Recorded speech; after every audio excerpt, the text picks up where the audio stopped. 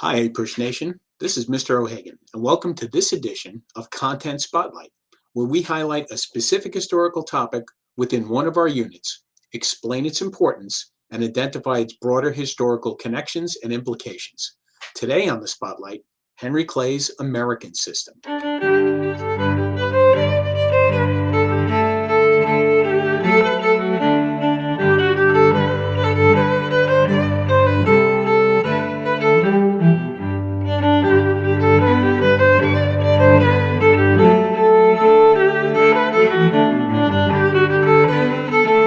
So let's start with some context.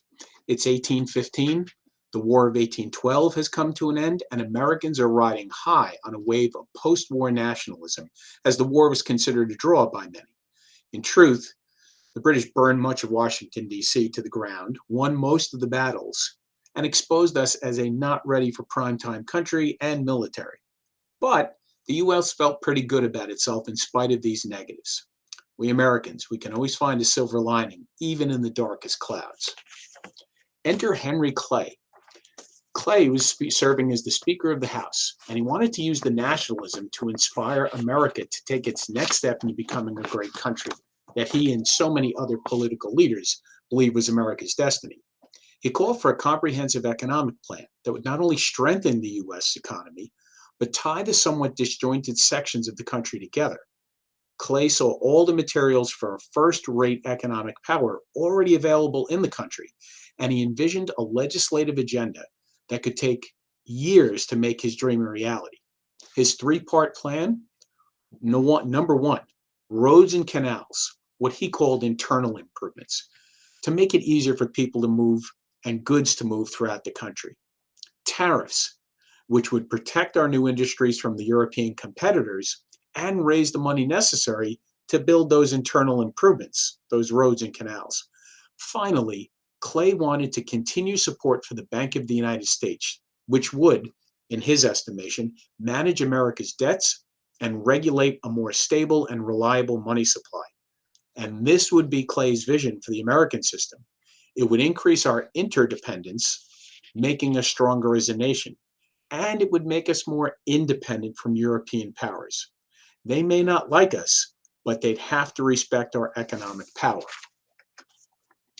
Listen how Clay defended his plan nearly 20 years later in 1832. The existing prosperity will be preserved and augmented, and the nation will continue to rapidly advance in wealth, power, and greatness, without prejudice to any section of the Confederacy. I stand here as the humble but zealous advocate, not of the interest of one state or 7 states, but of the whole Union. This American system became kind of a political dividing line for the next 30 years, following Clay's original 1850 speech. The so-called Whigs became the party committed to a more active federal government, while the Jacksonian Democrats flocked to the banner of states' rights. Sounds like Hamilton and Jefferson all over again. And unfortunately for Clay and the Whigs, they didn't enjoy the electoral success of the Jacksonians, which means Clay's vision was constantly interrupted. Still, this ongoing debate over the role of the government serves as an important continuity in U.S. history. And there's our historical theme. These debates about the role of the federal government were really holdovers from the Federalist era. Clay and his Whig Party carried on the Hamiltonian vision of a nation united under a strong federal government that promoted economic growth. The Jacksonians saw Jefferson as their sainted ancestor and remained committed to those notions of state authority and limited federal government that Jefferson is so associated with. If we leap forward in history, we'll see this debate about government involvement arise again in the Gilded Age, in the late 1800s and early 1900s, as big business leaders pitted themselves against the progressive reformers.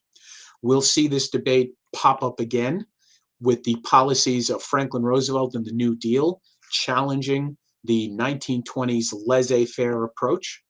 And we'll see it again in the Reagan era, in the 1980s, as Reagan, some 50 years after the New Deal, tries to push back against what he saw as an invasive federal government. Thanks for joining us for this Content Spotlight. Don't forget to use this YouTube channel for unit reviews, content spotlights like this one, writing workshops, and of course, APUSH on the road segments. We'll see you again soon.